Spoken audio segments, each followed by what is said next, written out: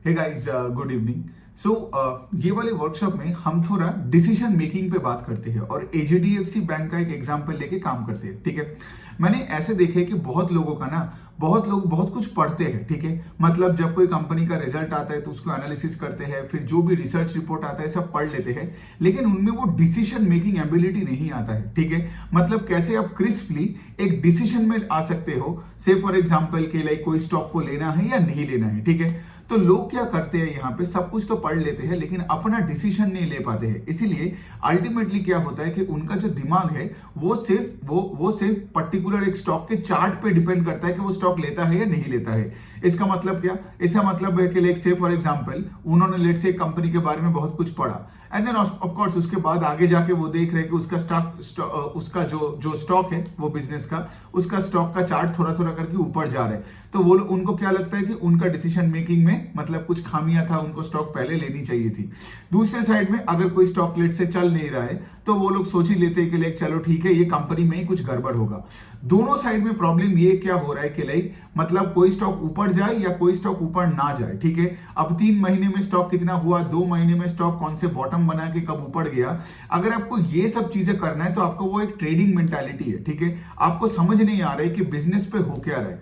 अब इसके लिए एक एग्जांपल लेके बात करते हैं, वो है कि एचडीएफसी बैंक। अब देखिए एचडीएफसी बैंक अच्छा इन्वेस्टमेंट है कि नहीं वो मैं आपके लिए कैसे बोल पाऊं। आपका रिस्क एपेटाइट, आपका लाइफ में आउटलुक, आपका return expectation is different from mine, है ना।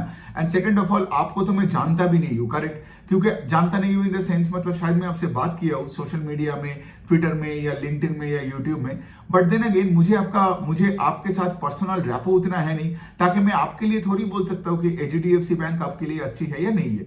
लेकिन मैं अपना तो शेयर कर ही सकता हूँ, राइट। तो मैं यहाँ पे अपना डिसीजन मेकिंग शेयर करता हूँ, राइट। और ये crisp and concise decision making का एक एग्जांपल है। ठीक है, और आप देखो कि मेरा जो ये वर्कशॉप आने वाला है on the entire financial space, उसी पे मैं इसी पे ही बात करूंगा इन अ वे के लिए कैसे आप हजारों कंपनीज को पढ़ते हो, मतलब पढ़ सकते हो, ट्रैक कर सकते हो, and you can come to a decision making very quickly. वरना क्या है, मार्केट तो मतलब अपना अपना काम करता रहेगा और आप तो एकेडमिकली पढ़ते ही रहोगे without making any decision properly के पैसे डाले या ना डाले, है ना।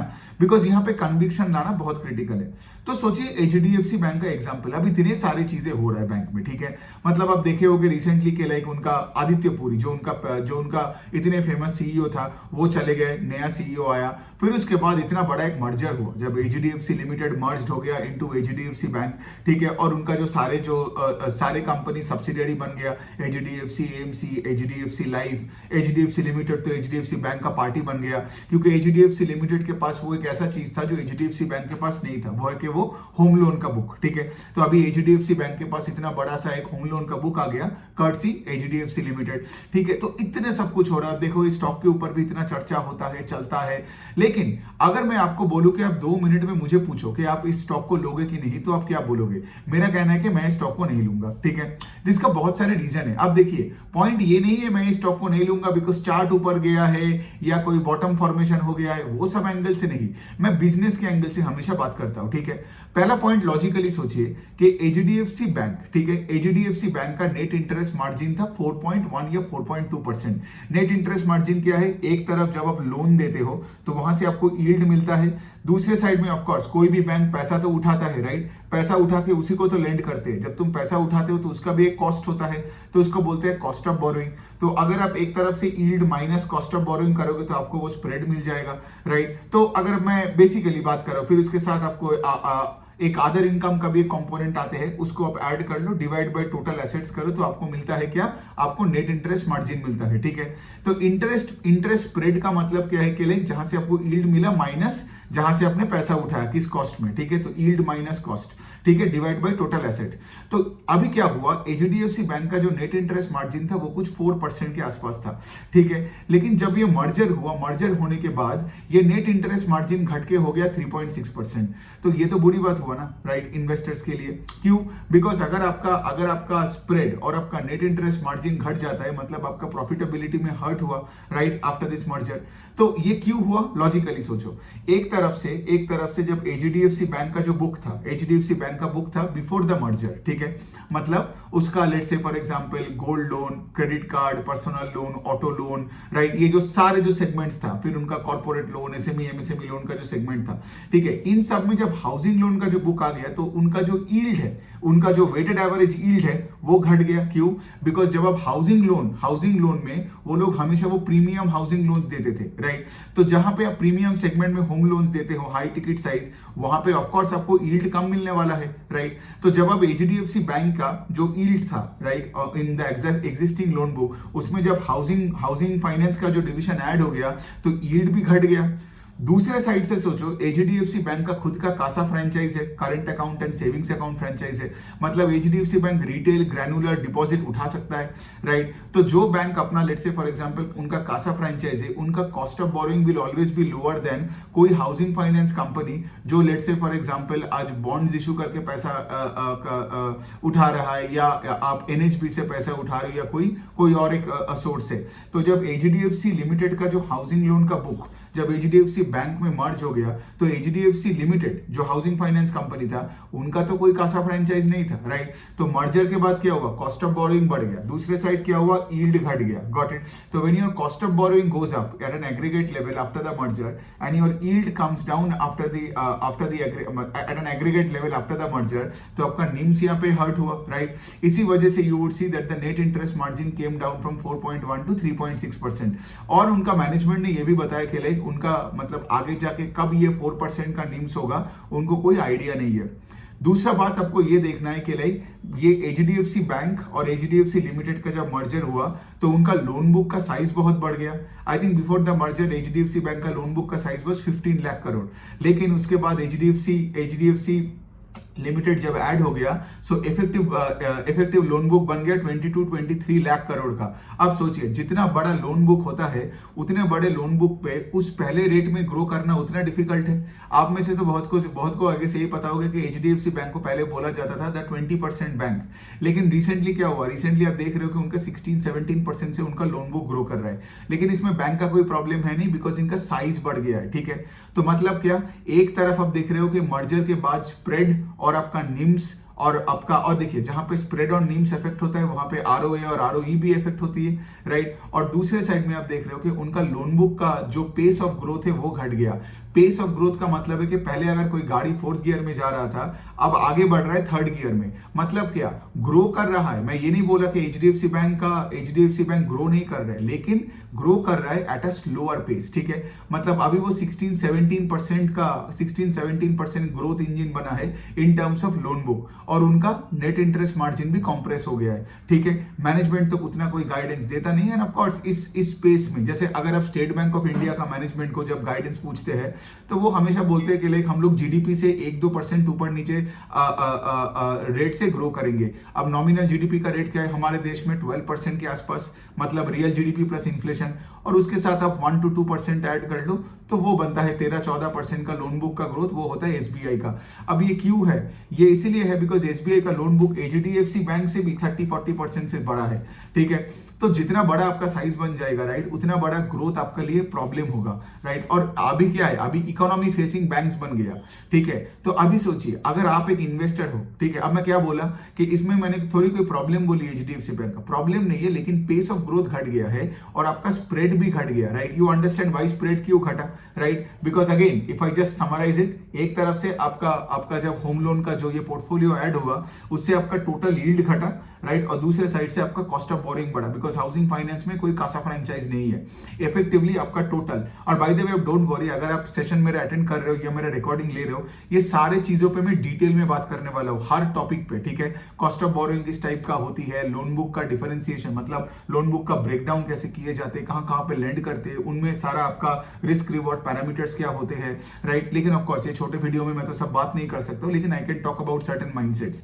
तो इसका क्या मतलब हो गया कि अगर आपका स्प्रेड घटा, राइट, जो यहाँ पे हुआ, आपका नीम्स घटा, और दूसरे साइड पे आपका पेस ऑफ लोन बुक का growth reduce from let's say 20-22% जो मर्जर से पहले बैंक ग्रो करता था टू नाउ ग्रोइंग एट 16-17%। इसीलिए मुझे ये इंटरेस्टेड नहीं लगता है, मतलब मैं इसमें इंटरेस्टेड नहीं हूं। मुझे फर्क नहीं पड़ता है एचडीएफसी बैंक 3 महीने पहले 1300 में था, आज जाके 1600 में हो गया, क्या फर्क पड़ता है। मैं वो थोड़ी ऊपर नीचे का गेम खेलने आया हूं कि चलो कोई पैनिक में खरीदते हैं और थोड़ा सा ऊपर स्टॉक हो गया तो 20% बढ़ा तो मैं उसको बेच दूंगा, ऐसा मैं नहीं खेलता। मेरे लिए सिंपल है कि लाइक देखो, मेरा जो बिजनेस है that is to grow at a fast pace. तो आज इंडिया में कितने सारे एनबीएफसीज है, इवन बैंकिंग स्पेस में भी अगर आप देखोगे there are 2-3 banks that are growing at a faster pace than HDFC bank.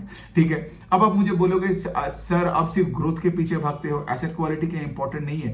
Asset quality बहुत ही इंपॉर्टेंट है। और आप एचडीएफसी बैंक का देखोगे ना, इनका एसेट क्वालिटी एकदम एकदम इमैक्यूलेट है, इमैक्यूलेट। क्योंकि यहाँ पे एचडीएफसी लिमिटेड का भी एसेट क्वालिटी बहुत अच्छा था और एचडीएफसी बैंक का तो एसेट क्वालिटी प्रिस्टीन था ही। तो दोनों को मिलाने के बाद कंबाइंड एंटिटी का एसेट क्वालिटी में कोई गड़बड़ नहीं हुआ। हाँ, मार्जिन्स में प्रॉब्लम आया, लोन बुक का ग्रोथ घटा, प्रॉफिटेबिलिटी में थोड़ा हर्ट हुआ, प्रॉफिटेबिलिटी ग्रोथ का बात कर रहा हूं, लेकिन एसेट क्वालिटी में कोई प्रॉब्लम नहीं आया। तो इसी वजह से आप एक चीज तो देख रहे हो, ये स्टॉक गिरता नहीं है। ये स्टॉक गिरता तब जब लेट से ये मर्जर के बाद इनका एसेट क्वालिटी खराब होता। लेट से अगर इनका जीएनपीए नंबर खराब दिखता, एनएनपीए नंबर खराब होता, पीसीआर खराब दिखता, इनका कलेक्शन एफिशिएंसी में प्रॉब्लम आता, वो प्रॉब्लम नहीं है। लेकिन कोई भी फाइनेंशियल कंपनी में, ठीक है, अगर उसका एसेट क्वालिटी अच्छा है ना तो स्टॉक एक बेस बना के रखेगा, स्टॉक नीचे नहीं जाएगा। लेकिन स्टॉक ऊपर कितना जाएगा डिपेंड करता है वो कंपनी किस रेट से ग्रो कर रहा है और क्या वो प्रॉफिटेबली ग्रो कर रहा है कि नहीं, है ना। तो नहीं तो क्या, नहीं तो हम सिर्फ एसेट क्वालिटी देख के अगर इन्वेस्ट करें तो हमारा कैपिटल प्रोटेक्शन तो होगा, राइट, एचडीएफसी बैंक, लेकिन हमें उतना रिटर्न्स नहीं मिलने वाला है। हाँ ऑफ कोर्स, देखो अगर आप मार्केट में कैसे टाइमिंग करोगे, कभी 1400 में खरीदोगे, 1700 में बेचोगे और बोलोगे देखो मेरे 20% का गेन हो गया, तो इस तरीके का ऑडियंस के साथ मैं बात नहीं कर रहा हूं इस वीडियो में। मैं बोल रहा हूं कि अगर आप एचडीएफसी बैंक का पिछले 4-5-6 साल का भी चार्ट देखोगे, आप देखोगे कि बहुत ही ज्यादा अंडर परफॉर्म किया। और उसका रीजन यही है, बिकॉज मार्केट को भी पता है कि आगे जाके it will be very tough for HDFC bank to grow at 20-25% से, ठीक है। It will be very tough for them to like increase the ROE. आज भी आप बैंकिंग में देखोगे ICICI bank, Axis bank, these are the peer banks of HDFC bank. Of course they are working at a smaller book than HDFC bank, but they are growing at a faster pace than HDFC bank, और उनका asset quality भी HDFC bank के बराबरी है, ठीक है। तो इसका मतलब ये क्या हुआ कि वो लोग बेटर बेट्स बनते हैं, लेकिन वो मेरे लिए मैं बात कर रहा हूं, ठीक है, मैं आपका मतलब मैं अपना ओपिनियन दे रहा हूं, ठीक है। तो सोचिए ये होता है एक क्रिस्प एनालिसिस, ठीक है, कि इस लॉजिक के बाद मुझे फर्क नहीं पड़ता है कि वो स्टॉक 1600, 1700, 1300, 1200 कहीं पे भी हो, ठीक है, and as long as until I see के लिए ओके फाइन द मैनेजमेंट कॉन कॉल में आके बताता है। क्योंकि देखिए जब उनका नेट इंटरेस्ट मार्जिन 3.6% हुआ तो बहुत सारे एनालिस्ट उनके नया सीईओ को पूछा कि लाइक ये 4% कब होगा, लेकिन उन्होंने बोला कि हमें पता नहीं है और हमें बहुत टाइम लगेगा, राइट, बिकॉज अभी तो जस्ट मर्जर हुआ है ना, और मर्जर के बाद अब सब कुछ the dust is settling down, जिस तरीके से आप देखोगे, राइट। लेकिन उन्होंने कोई गाइडेंस नहीं दिया कि हम 4% का स्प्रेड में मतलब निम्स में पहुंच जाएंगे इन अ ईयर, या फिर हमारे लोन बुक बैक टू 20% का ग्रोथ हो जाएगा in this period of time. वो सब भी कुछ नहीं बोला, ठीक है। और उनका जो लोन बुक का जो ग्रोथ है, जैसे मैंने बताया, राइट, वो भी उतना कुछ खास मतलब कुछ इंप्रेसिव नहीं है। मतलब इट्स वेरी डिफिकल्ट, राइट। अभी अब 25 लाख करोड़ का लोन बुक ऑलमोस्ट बन गया है और इसमें 20-25% का ग्रोथ एक्सपेक्ट करना भी कितना डिफिकल्ट है ना। तो पॉइंट यही है। तो मर्जर किसी के लिए बुरा नहीं है, मर्जर अच्छी बात है, ठीक है। लेकिन ये बात आपको समझना चाहिए कि अगर मर्जर हुआ भी, लेकिन मर्जर के बाद उनका प्रॉफिटेबिलिटी ग्रोथ इफेक्ट हुआ है, प्लीज अंडरस्टैंड दिस, ठीक है। वैसे अगर मैं बाहर से देखूं from a non investor perspective तो मर्जर कुछ बुरा नहीं हुआ, राइट, क्योंकि अभी वो क्या करेंगे, सभी कस्टमर्स को क्रॉस सेल कर पाएंगे और एचडीएफसी बैंक के अम्ब्रेला में सब कुछ आ चुका, asset management, life insurance, general insurance, हर चीज को लाया उसमें, राइट। फिर उसके बाद हाउसिंग फाइनेंस भी आ गया, राइट, इस मर्जर के बाद, वही तो मेन था। और हाउसिंग फाइनेंस का अच्छी बात यह है कि like customers are sticky, more sticky in housing finance, है ना। बिकॉज अगर आपसे कोई होम लोन लिया तो आपका 10, 15, 20 साल का कस्टमर बन गया, वो 20 साल से अपना लोन चुकाता है। तो इसलिए क्या ये पूरा पीरियड में आप उसको auto loan, vehicle loan, 2 wheeler loan, gold loan, car loan, बहुत सारे loan, credit card, personal loan दे सकते हो। तो यही एचडीएफसी बैंक का मकसद था, जो मकसद सही है। लेकिन मैं एज एन इन्वेस्टर में देखता हूं कि स्टॉक मार्केट में मैं आया हूं टू लुक फॉर ग्रोथ, ठीक है। और अगर मैं देख रहा हूं कोई कंपनी का पेस ऑफ ग्रोथ घट गया बिकॉज ऑफ सम मर्जर और सम एक्विजिशन, तो वो मेरे लिए अच्छी बात नहीं है, ठीक है। सो यही वाला पॉइंट है। एचडीएफसी बैंक में कोई प्रॉब्लम नहीं है। प्रॉब्लम होता तो मैं तुरंत बताता कि चलो एसेट क्वालिटी खराब हो गया, और अगर एसेट क्वालिटी ठीक है तो बिजनेस में कोई प्रॉब्लम नहीं है। लेकिन यहाँ पे प्रॉफिटेबिलिटी, आरओई और यहाँ पे जैसे फॉर एग्जांपल निम्स, ये सब चीजों पे फोकस रखना है, ठीक है। तो बस बात यही है कि देखिए इतने सारे मतलब 12-13 मिनट में मैंने पूरा चीज आपको समझा दिया, ठीक है। दिमाग में आपको ऐसे सोचना चाहिए कि कोई भी रीजन, अगर आपका रिटर्न एक्सपेक्टेशन कम हो, लेट्स से फॉर एग्जांपल अगर आपका 14-15% का स्टॉक मार्केट से रिटर्न एक्सपेक्टेशन हो, तो HDFC bank is a very good bet, right. मुझे लगता है अगले 5-6 साल में तो ये आराम से 15% से तो ग्रो ही कर देगा बिजनेस को, है ना, अपना बुक वैल्यू को डबल हो जाएगा 5-6 साल में, तो वहां पे इट्स गुड। लेकिन अगर आप लेट्स से जैसे मैं मार्केट में आता हूं टू लुक फॉर अ 25-30% का सीएजीआर इन ग्रोथ, राइट। तो इसीलिए एचडीएफसी बैंक मेरे लिए कभी फिट नहीं होता है। तो जो बंदा आता है 25-30% ग्रोथ के लिए, मैं देखता हूं बिजनेस पे 25-30% का स्ट्रक्चरल ग्रोथ आया है कि नहीं, सेल्स ग्रोथ, ईपीएस का ग्रोथ, लोन बुक का ग्रोथ एंड ऑल दैट। मैं यहाँ पे टाइमिंग करने नहीं आया हूं कि लाइक 1200 में ले लिया, 1600 में बेच दिया, ठीक है, वैसा चीज को मैं मिक्स नहीं करता हूं अपनी इन्वेस्टिंग जर्नी के साथ। सो भले ही मुझे बहुत टाइम ऐसा मौका मिलता है कि लाइक चलो जब इलेक्शन आया एंड ऑल दैट, बहुत अच्छे कंपनीज का स्टॉक गिर गया था, तो मैं उसको किसी भी टाइम पे उस टाइम उठा था और 1-2 हफ्ते बाद बेचता भी था 20% गेन। लेकिन मैं उस टाइप का हूं नहीं और मैं वैसा चीज को एनकरेज भी नहीं करता, बिकॉज वो क्या होता है ना, आपको एकदम पूरा शॉर्ट टर्म एक मेंटालिटी में रखता है और चार्ट का शिकार बना के रखता है आपको यहाँ पे करना क्या होती है, आपको यहाँ पे मेन देखना है कि हाँ उस दिन अगर कोई एक ऐसा धंधा गिरा जो लेट से 30-40% से लोन बुक को बढ़ा रहा है, एसेट क्वालिटी अच्छा है, ROE number is going up, right, अपना निम्स एक्सपेंड किए जा रहा है बिकॉज उनका प्रोडक्ट मिक्स अच्छे से चेंज हो रहा है, राइट, और वो स्टॉक और नीचे गया तो मैं उसको और उठाऊंगा ना, राइट, रादर देन ऐसे एसबीआई और एचडीएफसी उठा लूंगा बिकॉज वो मुझे 10% नीचे मिल रहा है। तो ये जो 10% नीचे मिल रहा है, 12% नीचे मिल रहा है और फिर आप 20% का प्रॉफिट लेके निकलते हो, इससे क्या होता है ना, you can make some money here and there, but कभी बड़ा पैसा नहीं बनेगा, ठीक है। बड़ा पैसा बनने के लिए आपको एक ऐसे फाइनेंशियल के साथ रहना पड़ेगा over a period of time, जहां पे लेट्स से वो पक्का डिलीवर करे एट अ फास्ट पेस। मतलब क्या, उसका आरओई का एक्सपेंशन हो, उसका लेवरेज बढ़े और उसके साथ साथ मतलब उसका लोन बुक भी ग्रो करे at a faster pace, market share capture करे, राइट। ऐसा मुझे कंपनीज नहीं चाहिए like HDFC bank and SBI, जो लेट्स से आज हमारी इकोनॉमी जिस रेट से ग्रो कर रहा है वो मोटा मोटी उसी रेट से ग्रो कर रहे हैं ±2-4%। बिकॉज जनरली आप देखोगे इकोनॉमी अगर x% से ग्रो करता है तो क्रेडिट का ग्रोथ होता है 1.5% और क्रेडिट का ग्रोथ जब, जैसे मैं सबको बताता हूं, हाउ वुड यू नो कि सिस्टम का क्रेडिट किस रेट से ग्रो कर रहा है, जस्ट जाके देख लो एसबीआई और एचडीएफसी बैंक किस रेट से ग्रो कर रहा है। बिकॉज अगर आपका कोई भी फाइनेंशियल है लेंडिंग में, ठीक है, मतलब एनबीएफसी हो या बैंक हो, and they are growing at a slower pace than HDFC bank और SBI in terms of loan book growth और deposit growth, then you are absolutely losing market share, right. Because जो system का credit है and जो define करता है system credit, right, all the 3 big players SBI, ICICI and HDFC bank, आप अगर 20-25-30% से ग्रो करने आ रहे हो स्टॉक मार्केट में, राइट, और ऐसे ग्रोथ वाली कंपनीज चाहिए, you have to look for companies जो ग्रो कर रहा है at a much faster pace than these 3 names, right.